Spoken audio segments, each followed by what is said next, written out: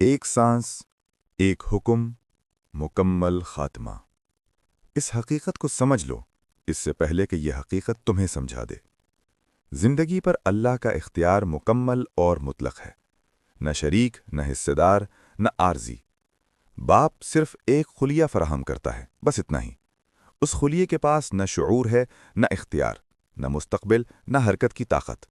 اللہ اس میں زندگی پیدا کرتا ہے، اور جب اللہ حکم دیتا ہے تو وہ خلیہ ماں کے رحم میں جا کر ٹھہرتا ہے۔ نہ ہڈیاں، نہ خون، نہ گوشت، نہ آنکھیں، نہ کان، نہ دل، نہ دماغ، کچھ بھی نہیں سوائے اللہ کے حکم کے۔ یہ فطرت کی آزادی نہیں، یہ ارتقاء کی خود مختاری نہیں، یہ تخلیق کی غلامی ہے۔ اللہ عدم سے وہ سب کچھ بناتا ہے جسے انسان بعد میں اپنا غرور بنا لیتا ہے۔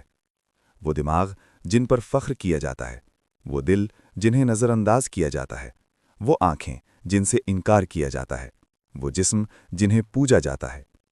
ہر خلیہ سوچ سمجھ کر بنایا گیا، ہر نظام ناپ تول کر جوڑا گیا، اور یہ پورا وجود صرف ایک نازک، نظر نہ آنے والی چیز پر قائم ہے: آکسیجن۔ اگر یہ بات تمہارے دل تک پہنچی ہے تو اسے کسی اور کے دل تک بھی پہنچنے دو۔ ایک بار نہیں، 2 بار سوچو پھر آگے بڑھا دو۔ یہ پیغام صرف تمہارے لیے نہیں، یہ پوری انسانیت کے لیے ہے، لہٰذا اسے خود تک محدود نہ رکھو۔